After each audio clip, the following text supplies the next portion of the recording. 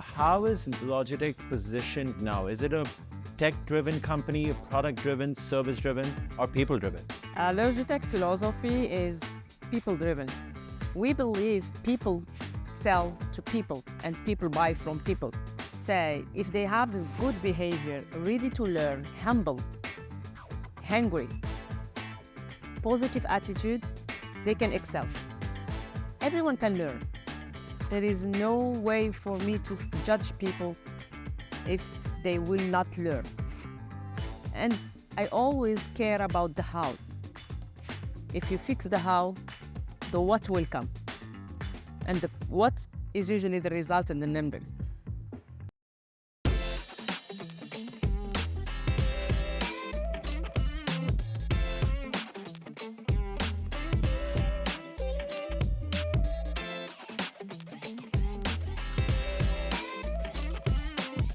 My name is Loubna Immenchal, and I'm a mom of one teenager, 18 years old, and a 4-year-old girl. And I'm actually leading a region of EMEA, which is Africa, Middle East, Turkey, and Central Asia, 72 countries, 3 continents, for Logitech, multinational company, for enterprise businesses.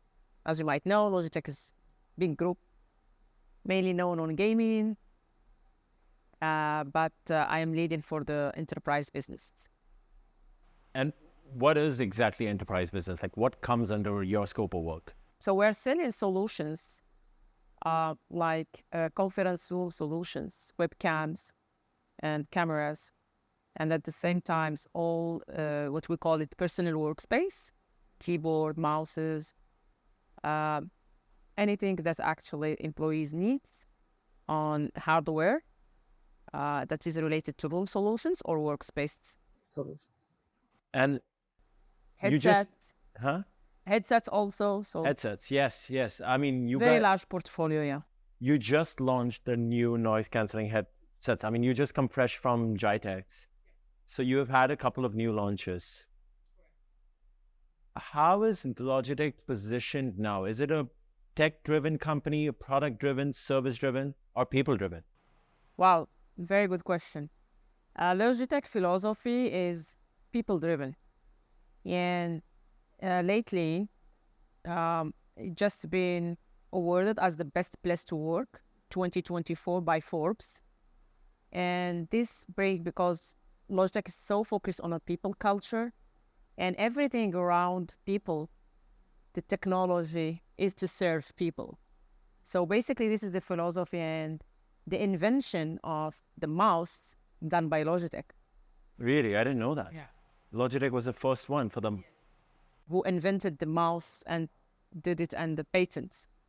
And then this is how it came to being always focused on the people, how to make their experience in a workspace environment best experience, led by the technology that is easy to plug and play and safe, secured. So basically, the philosophy is around how to make the life easier for end users. They can just connect their hardware and it works easily. And how to make the life easy of the IT manager who is scared about being hacked. So the security level is from the design until the production and delivery of the solutions. And also services. So whenever companies buy solutions from Logitech, they have the best service because, again, we are around people, focus around people. So we believe people sell to people and people buy from people. And this is the philosophy of Logitech. Hence people-driven. You mentioned Logitech won the best workplace. Yeah.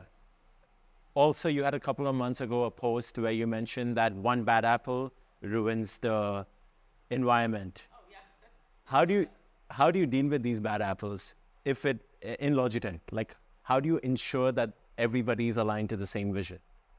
We believe that I personally as a leader of a very large region, multicultural region, a lot of mistake can happen from the background of the culture, mainly.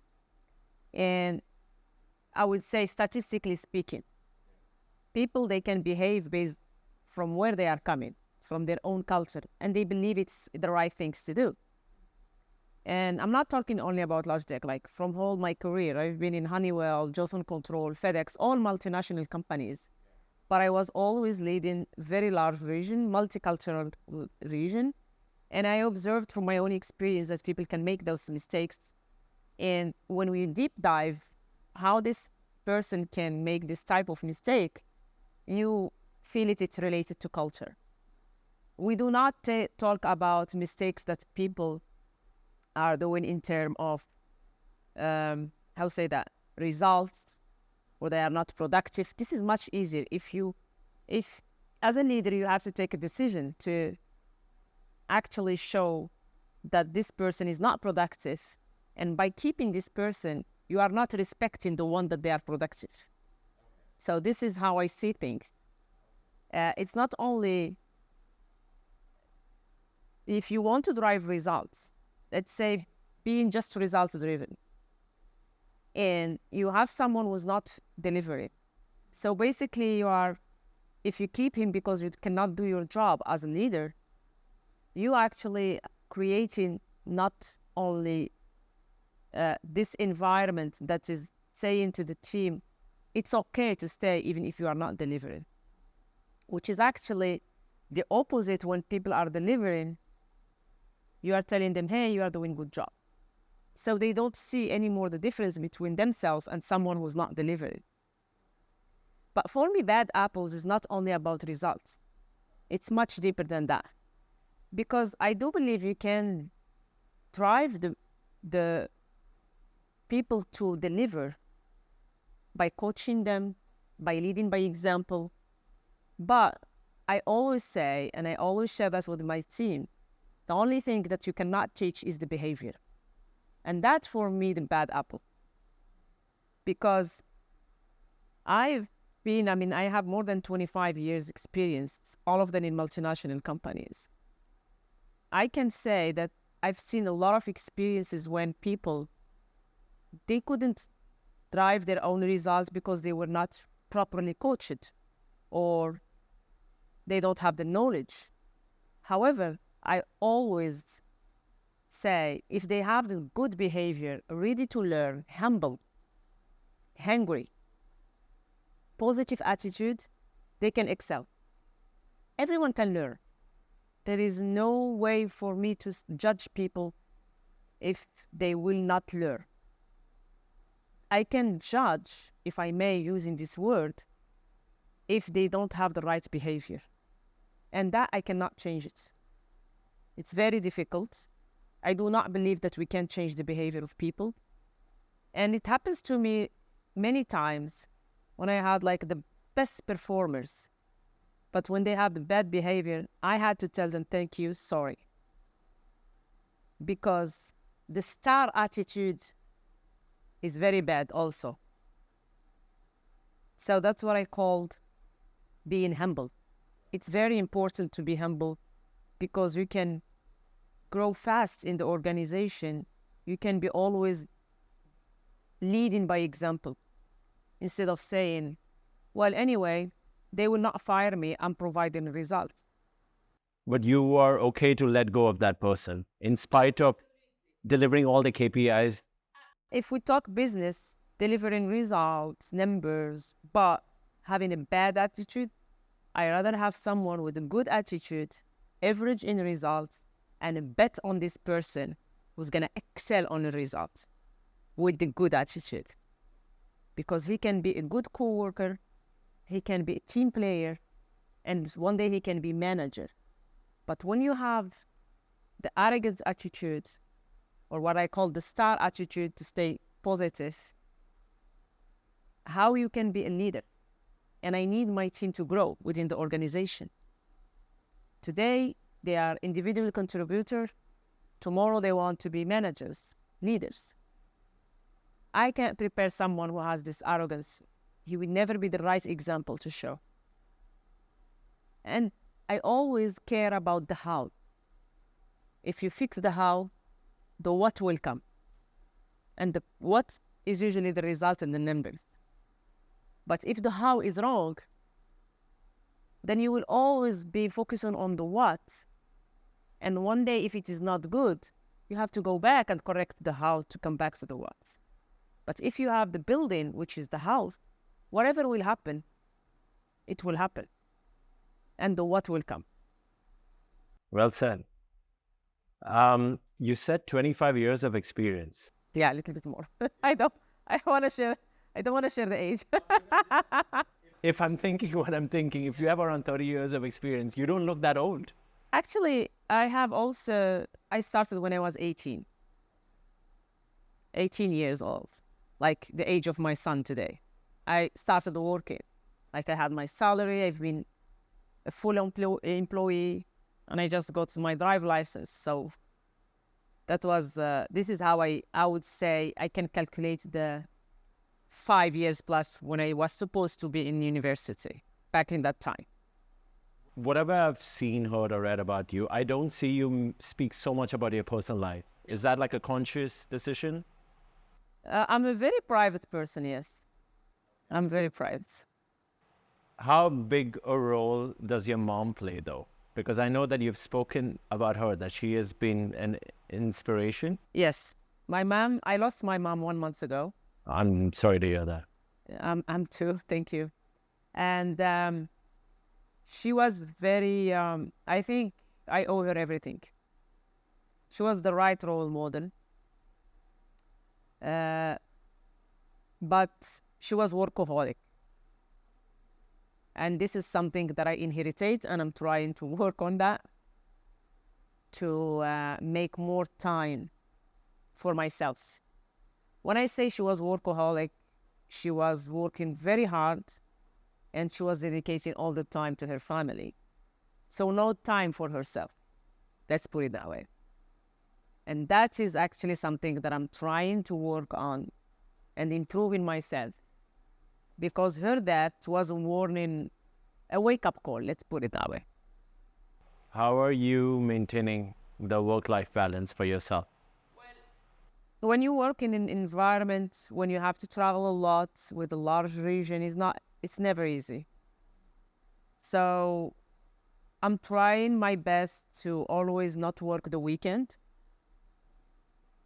And this is something that I'm proud of myself. I start succeeding on doing that, because before UAE was on Friday, Saturday, that is impacting all, because I still keep the other region that they are working on Friday, and KSA working on Sunday, UAE on Sunday, so I had only one Saturday. I think that helps a lot to have my work-life balance, to dedicate the time for myself, for my family, and my kids. Okay. I'm happy you're able to take out that time and you can draw a line when to stop. Mentioning Saudi, how important market is that for Logitech?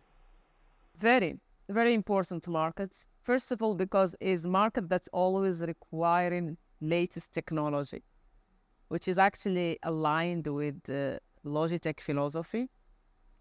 So we have the focus from our global team that they are sitting in Silicon Valley to help us and always to share the latest technology with our markets, KSA and UAE. So we call them the high-end markets. So how do you rate it? Like, because you handle so many territories, which are the biggest markets for you? I would say Saudi and UAE are the biggest ones. And Turkey? Turkey is like in the top 5. But as a top 2, 3, I would say UAE, Saudi, Qatar, and also Africa, as the whole Africa is a huge market. Okay. And it's an emerging market? All the region that I'm leading is emerging market.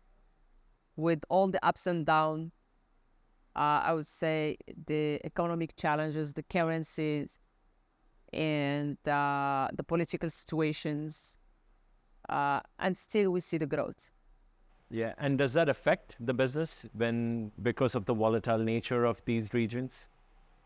Yes, actually, as mentioned by, it was funny because when we received the global team during GITEX, they came from US. They have another, let's say, view on things. Everything is organized in their markets, and the forecast is good. They don't have these ups and downs. Like in the same quarter, we have in my region, me and my team, to deal with uncertainty at the last minute. At the last minute, the Red Sea is closed. You cannot deliver. At the last minute, the currency fluctuation. You cannot get the same payments, and so on and so on. And this, as I shared with my team, when I asked them what did they learn, they said, under your leadership, we learned that there is always plan B, C, D, E.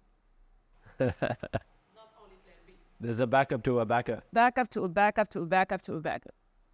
So the thinking, instead of complaining and say, hey, or explaining, let's say explaining, say, hey, we couldn't achieve because of that. Oh, the war came. Oh, the Red Sea came. Oh, this one came. Or I said, instead of explaining, think, don't worry, everyone knows it.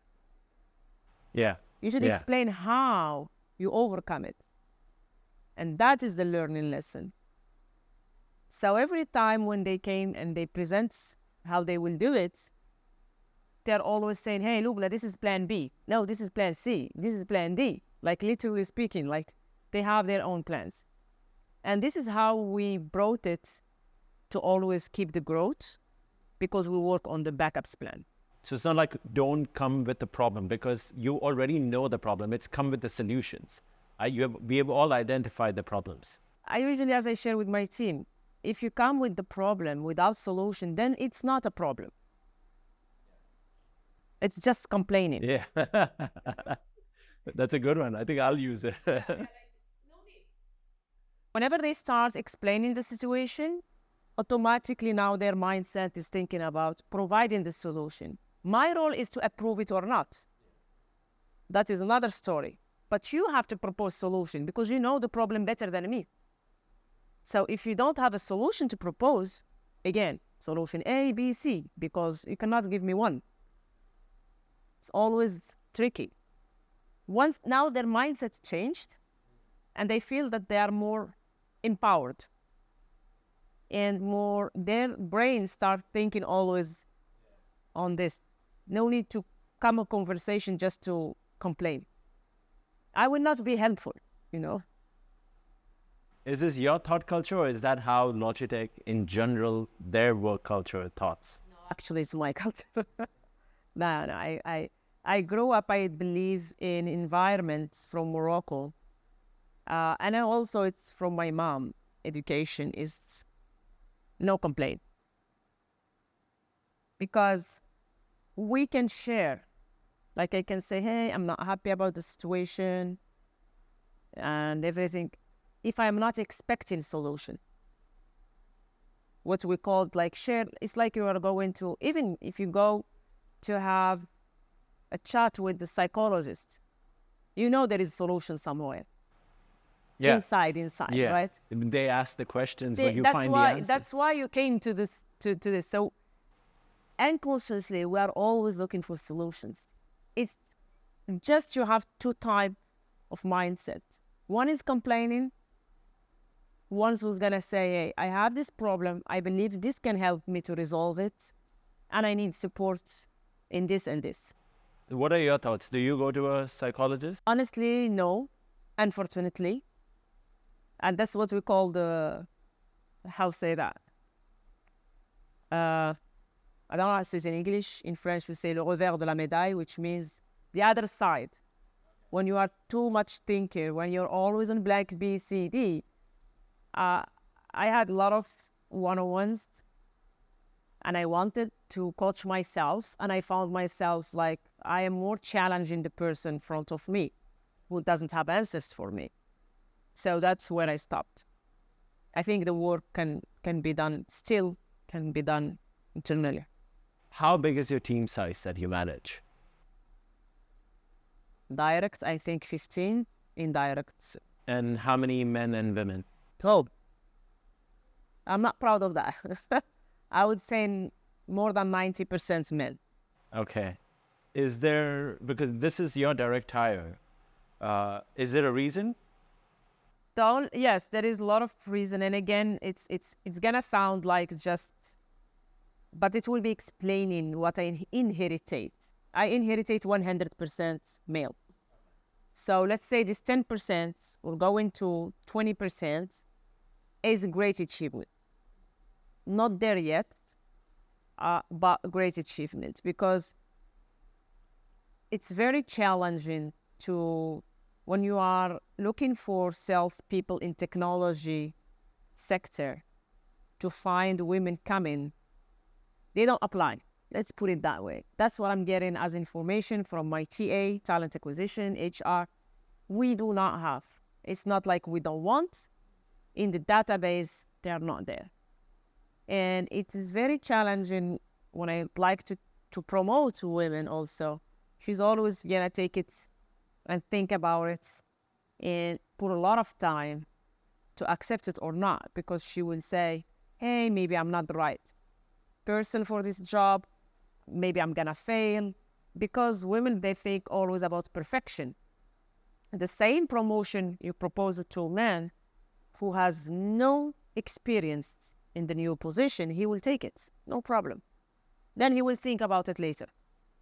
Women, because we are perfectionists, she will say, hey, if I'm not, maybe I need to build up my family, maybe, and so what? We have, even for that, their parental leave. So it's the same thing. A funny thing is when women got pregnant, everyone will look at her like, oh my God, she's gonna go on maternity leave. But they forgot that the dad also is going to paternity leave. The only difference is woman, it shows, and the male doesn't show. So that creates indirectly the fact that some leaders, unfortunately, they don't want to hire a woman because they know that there is maternity leave. But there's also a difference in the duration. The leave days that are maternity and paternity are hugely different, right? Yeah, but today we are, a lot of companies, multinational, they are going equal paternity and maternity Really? leave. Yeah. Okay, I didn't know that. I mean, in Logitech is that. Yeah. Okay.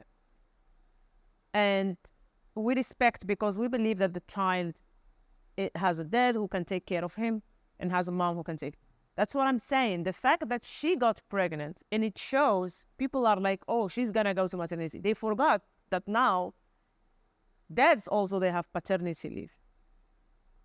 The only thing is doesn't show until the term. So do people also make a decision based on that, oh, she's perfect for the role, but she's married, no child. She could be having a child, and then that... Yes, and consciously, yes, they do that. We still have this mentality that if I have the same profile, both of them are good, I will go with the safest one, thinking that he will never ask for paternity leave. But they forgot that today, in a lot of multinational companies, I'm talking only about multinational, I don't know about the others, they have paternity leave. So it's a biased decision. And it's the same number of days that you give to a male and a female. Similar in some countries, yes. Yeah, yeah. And so the decision is on par, who you have to take if their skill set is the same. Logitech did it on purpose. Not only Logitech, a lot of companies, they did it on purpose to encourage, first of all, people to be unbiased and encourage the quota of women to join, to have diversity in the company, but still the mindset is there. What are you personally doing about it? How are you empowering women?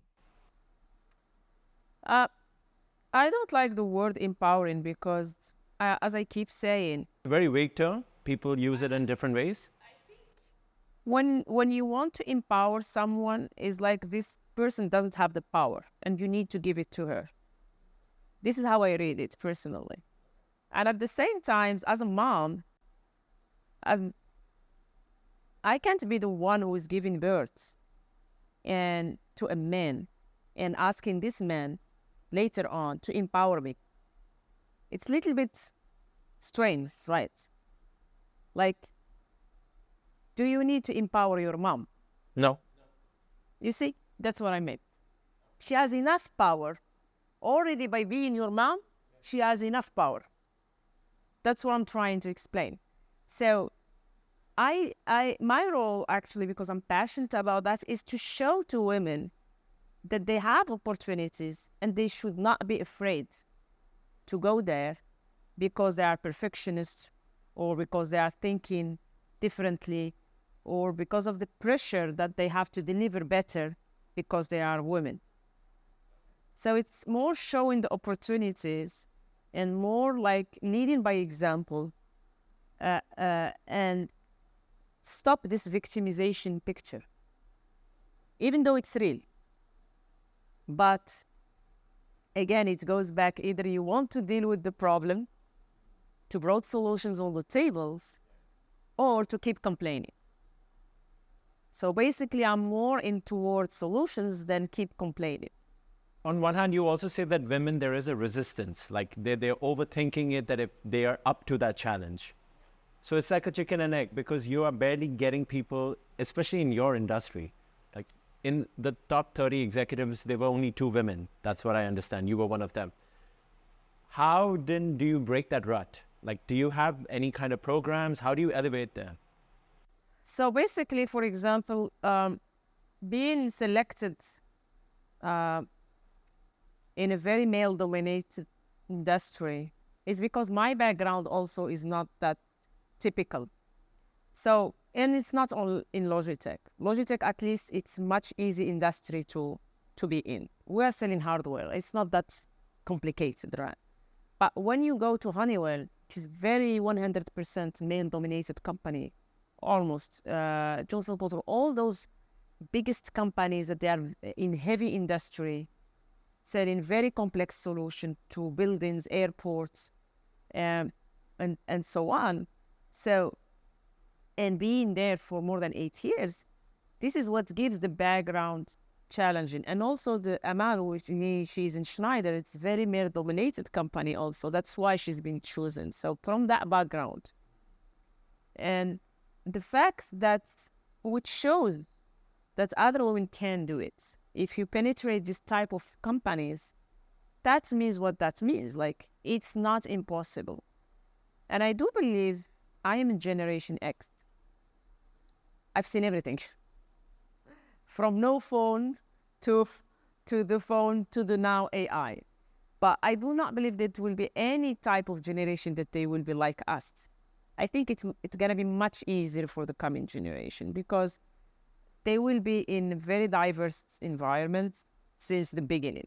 There will be no difference. However, now I'm still, unfortunately, I keep seeing in some universities why girls, they don't choose to be in tech industry because they say, anyway, I can see that mom and dad, my dad can go, my mom cannot. So they grow up in this type of culture and they don't see a lot of, I would say, leaders in the tech industry. So they cannot see themselves. You know, it's like the princess. If you go in Africa, she's the color black. She will never dream to be princess because for her, the princess, she has to be white. So there is no visualization. I'm giving this example because I was shocked when I heard this example that why should I dream to be princess? Princess is white. She never saw a black princess. So that's actually same thing for girls who wants to be in the tech industry. They don't see a lot of examples from their own background, Arabic, multicultural, leading in the big companies, in the tech industry. When they don't see that, they are not excited to do it because they say, whatever I will do, I will not be there anyway. And that is very dangerous. And that's why the communication and the highlights and the social media and everywhere is very important to this generation to see themselves. You're mentioning AI. How big a role do you think AI is going to play? Do you think it's going to replace jobs? Yeah, definitely. It's already there. It's not it's gonna be. It's already there.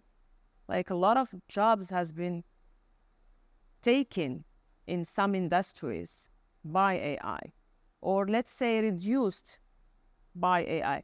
And I don't believe it's gonna be, it's just shift, you know? Like what we're gonna see, we will have less drivers because the car will drive itself. So the job of drivers will actually be less. But it doesn't mean this person will not have another job. It's just a shift.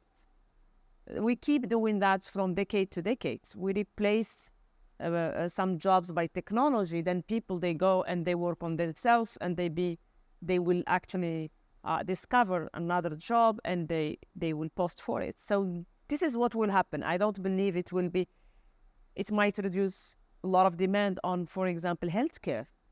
And at the same time, it will increase the online healthcare. You can see today a doctor based out of Germany operating on China patient online. And that's thanks to AI and technology. We will never been able to think about it. Does it mean some doctors are out? No, they can shift. Instead of being surgeon or something else, they will do something else. Having like generalist doctors, okay, who's gonna just check on you and tell you, oh, you know what, you have to go to a heart doctor or ophthalmologist or whatever. You can check that on AI. You will do your own checkup, and then you can go to direct. So this type of doctor will actually reduce, but they will find themselves doing something else. I think it's gonna be a shift. I think the technology is gonna help humanity. The only thing that we should be very careful about it is if we create monsters that's going to be against us. And this theory, I might believe on that. Because, again, it's bringing me to the fact I'm Generation X. I have the background to analyze. My daughter, who is 4 years, she will see only AI. Whatever AI tell her, she will believe it. At my level, I can still analyze and say, hey, this is bullshit, because I came from that. People were thinking like that. The organic food is this size. You know, I can still talk about, she can't. There is no background. She will be an AI kid. So whatever the AI tells her, he will become her best friend. If he directs her to go here, she will. So this, for me, the other side of AI. You have 2 kids with a vast age group gap between them, 18 and 4. So I have like Gen Z and Gen Alpha. Yeah, you have, because they're completely different generations. One girl, one boy. One COVID girl and one boy of 2007 years. So your daughter happened the same time Logitech happened. Exactly. Yeah? So the timing was right. Yeah, yeah. Do you think your timing even at Logitech was right? Because what you do especially spiraled from COVID. Like a lot of hybrid working started from there. So is there any relevance why that happened at that time? No, it was like, I was always targeting this type of technology companies. And I heard a lot about Logitech, and I wanted to actually go there. And it happens that the position was open during, and it was funny because the day that I joined, it was 8 March 2020. It's exactly 9 March 2020 lockdown. Yeah, and I received like the welcome call, and I remember the interview. I was like, hey, welcome to the office. You're gonna have a large region in enterprise business, but guess what? Your clients, they will shut their offices. How do you see yourself doing in terms of results? And I was like, oh, we're gonna double the business. Then he said, no, maybe you didn't get the question. Let me ask it again. You're gonna sell to someone who's gonna close. I said, yeah, and this is why we're gonna double the reason. So I said, how do you explain that? For me, because I don't come again because I'm fresh blood, people, they will need to be connected and in a safety mode. a secured mode. They cannot plug any hardware that they want because they can be hacked. So IT managers, they will look on this secured solution. Yeah, data privacy is a big deal. Plug and play, simple, not complicated, because you will not have an intervention of an IT manager in your house. You just need to send you the hardware and you can plug and play, very easy. And then you can start working in a very safe environment, right? So this is how I imagine it back in that time. And for me, even the workspace, when we go back, it will be not anymore those large meeting rooms. It will be medium, small, because we need to keep small people and so on. So I imagine that in my head.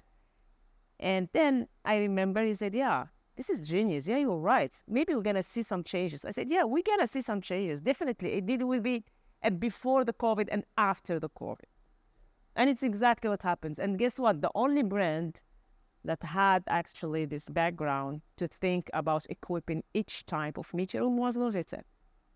And this is how the growth started. So you were as unfortunate what COVID was, you were right time at the right place. Correct. Which is the rare, very rare combination. Yeah, because you capitalized it.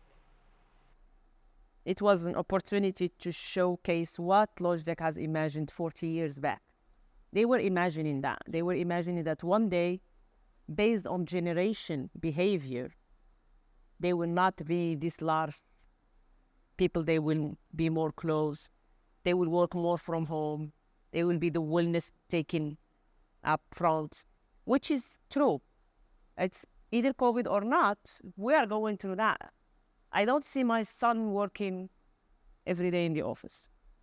It's not his mindset, neither his colleague or anyone. So they are thinking about always, hey, why we should go every day to the office, can work from home. It's a generation that they can spend 12 hours online. He's 18, you said, right? So Logitech was more studying in generation than imagining one day having a COVID. No one imagined that. Such a huge age gap, and again, a boy and a girl. Are there different ways of you raising them? Like, do you have a different conscious thing of the girl and your daughter and your son? Like, okay, my son is going to be my daughter, and on your thoughts on it? I don't know, honestly. My way of raising my kids is always by making them responsible. They need to see the world. My role is actually to, let's say, support them, of course. But at the same time, even my daughter, she's 4 years, whatever she's doing, I make her responsible of it. Because I want her to think the love and everything, it's there. Yeah. And it should be, right? It gives them like the right support. But at the same time, I always push them to, like, even my daughter, 4 years, I talk to her like I talk to an adult. And then she's now speaking 2 languages perfectly.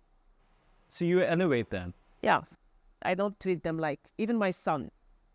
My son, when he was kids, the same thing. An adult discussion. And he was sitting with adults. And because the kids, amazingly speaking, they are very, not only sponge, but they think. They think more than us because they have nothing in their mind. And they are unbiased. They are still fresh and virgin. So everything is like last time she was asking me a question, I didn't even know why people have different colors. Why my nanny is black and my friend's nanny is white. I didn't know how to answer to this question. What did you answer? I'm curious. I told her, she's from Africa and this country's people there. I couldn't really find, and I was like, she's right. Why? Because she keeps asking me why. It's not about, it's about why. So how can I explain that? And I was like, they are the philosophers. The kids are the philosophers. Because a philosopher, which is like a dying job, I call, is the one that think, ask all the questions, and you will be surprised you cannot find some answers. Now ask AI about this, how we can answer to that. So she said, because there is a lot of sun, they got burned. I said, no, it's not that. I don't know, you know? Like, and when I don't know, I tell her, you know what? I don't know. But this is how it is. And then I remember my son was, when he was her age, he asked me why people go to church and other go to synagogue and other go to mosque. And I was like, because in Morocco we have in the same streets, different. And I said, oh, you know, everyone has its own religion. But then he said, but there is only one God. Because if there were three gods, then we would have three planets, then we have three universes, then we will have, and I couldn't explain that. To explain it, it's very difficult. But at the same time, I cannot stop them thinking. Later on, he actually learned more about tolerance, about respect for each other, and this is very personal choice as a religion, and so on. But that's what I'm saying. This type of conversation, you can't have it with the kids if you don't treat them as an adult person. They will. You elevate it. If you treat them like kids without responsibility, they will not even ask those questions. Tell us about the Connect to Elevate program that you had. Well, Connect to Elevate is a platform and that is very close to my heart to launch, to empower. Which I don't like this word, but I have to open that. But Well, let's say to elevate. connect. To Yes, elevate. to elevate, exactly. It's to connect women. First of all, we need to connect them with each other because they feel that they are alone. Women, funny, they think that they are alone. Then when they are connecting with other women, they can be inspired, seeing that they are not the only one in this issue or challenge. And then from that, they start to elevate each other. And my dream is to see this platform growing and having the right impacts on the future. It can be personal, professional, on women. You're spearheading this. I am sorry? You're leading Yeah, this plan. I'm leading this platform, inviting a lot of speakers that they can actually bring to this community the right added value. So this is across different professions, different industries? I mean, the focus started from tech industry because this is where we see 5%. Yeah, like you said. It's very low. Other profession, I think, they are a little bit higher. I started from there, yeah. How does it work? Because there's such limited women in your industry, most of your subordinates are male. How is their perspective? You're explaining your perspective, but how do they take you when it comes to giving instructions or if you're not happy with the productivity or their performance? Do you mean like... As a woman boss. Oh, yeah. I mean... Does that also... Yes. Is that mentality also there? Yes, because I can say the same word as you are saying in the meeting. It will be taken differently. So it still exists? Yes. Women is like, if she's assertive, they will say annoying. Whatever she will do as a behavior, we will always be, and we say we, male, I would say, they will always judge her differently than men. Let's put it that way. If I came to you and I started leading you by showing you direction, being nice with you, oh, she has a mime style. If I became straightforward and if it, oh, she's annoying and assertive. Whatever. There is always something behind, and it's related to gender rather than the way. The man can shout during the meeting. No one will criticize him. If women shout, oh, maybe she has her period. Literally speaking, I heard it. They don't think her, or she's hormonal, or whatever. They can put it to that judgment. But men shouting, no. Oh, you know what? We did something very bad. So it's not Unfortunately, it's not the same. I can't even say that what role do you have to play in this, because I think men need to be more aware and educated on how to handle these situations. It is, yes, definitely, because if we're still in the region, the male education is different. Let's put it that way. Like in the same family, we are in the Middle East. Okay, I'm not talking about expat that they're coming from Europe, US. It's another culture. I'm talking about local culture. Let's say Orients, like all Arabic countries. How we are raising our boys? In the same table, a boy and a girl. The boy, his mom will take care of him, but she will be very harsh on her girl. Why? Because in her mind, she's preparing her to be a woman, spouse, a mother. Man, he is a man. No one is preparing him to be father, by the way. No one. She will never prepare him on or educate him on how to prepare his own meal. But she will educate her daughter to prepare her own meal. It's funny, huh? And the same table, she will tell him, hey, you want me to prepare for your sandwich? And the girl, go prepare for your sandwich. This is it. Either we like it or not. And then, when he grow up, he's expecting the same thing from his wife. What happened? The wife now working outside and inside, double job. She has to be VP outside or SVP or whatever, but when she comes home, she has to be the one serving her man. Because he grew up in this education. Maybe his mom was not working, but he doesn't care if his woman is working. So women has worked on themselves to achieve certain level in their career, or because she was only working home, now she become working outside, and she work at home, still being a mom, still being the wife. But what happened for men? Nothing changed.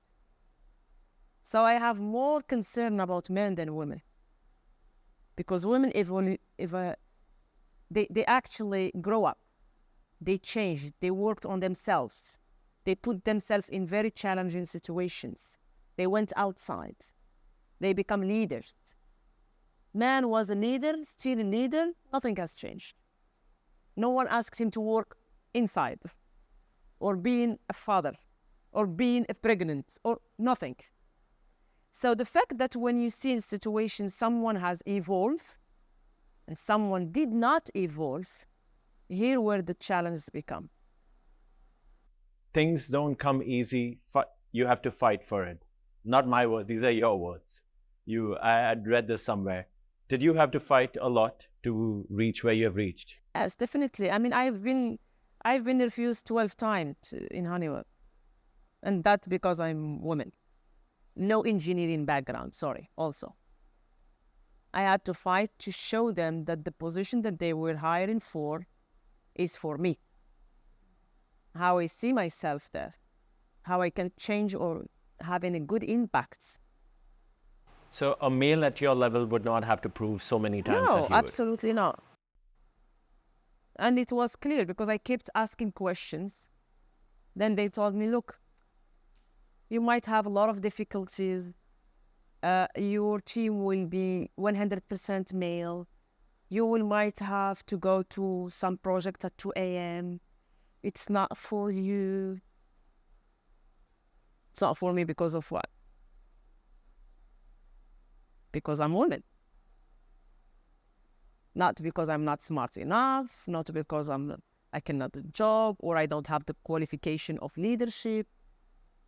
But from their perspective, how they were in this situation in that time, how the team was always led by a male, they couldn't afford the risk to hire a woman from their own perspective. Is that similar in Johnson Control as well? No, I think because I proved myself in Honeywell, which is direct competitors. So, But that was your shortest work. experience compared to your others? I mean, you have so much executive experience. Because I got promoted and they asked me to move to US, which was not aligned with my personal. You wanted to stay here. Any particular reason, even though that could have been a good career growth? Well, at certain points, there is, as you mentioned, work-life balance. What I would then be a global VP in US, how I can deal with my husband, with my kids, who didn't want to go to be based in Milwaukee, in US. So what's next? What are the upcoming events that you are doing for Connect to Elevate? So Connect to Elevate, like we're gonna have our 5th monthly breakfast. So we do each month a breakfast with women. We bring on the stage speakers that they can help them in their branding, or actually elevate them to the next level, connected them with the right people.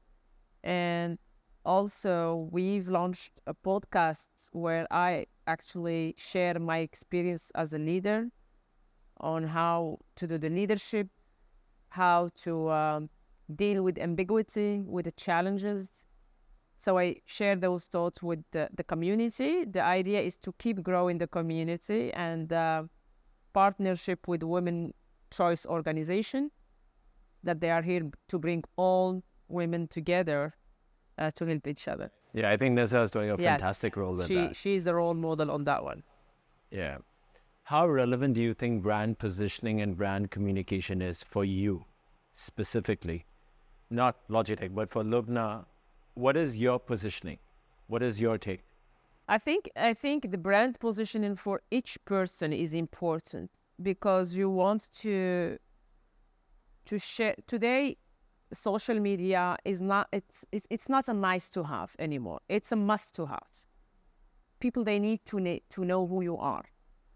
If you are leading by example a community, they want to trust who you are. So we need to share more examples, not only myself, but with my community, and this community that can be all women as example. They need to see more women in the industry growing, so they can believe on it and start actually invite themselves and join in the community to help each other. So for that, the branding is today, instead of having the old brand, Moroccan, Arabic, she cannot do, it's actually showing the multicultural face, speaking 5th language. She's here. She can grow up in multinationals companies, very persuasive, trustful. So this type of branding, and at the same time being a mom, 2 completely different generations, traveling a lot for business perspective, ensuring the future for the kids, like generally on all this work, leading by example, leading a family, so they don't feel that they are, oh no, I have kids, I cannot do it, I have family, I cannot. If, I always say that if you want to do something, there are so many possibilities to do it. But if you don't want, which is a personal choice, then no one has to judge. That's the message. And what is the legacy that you want to leave behind? Never take no for an answer. Always go honestly. Always. I say that with my team and with my kids.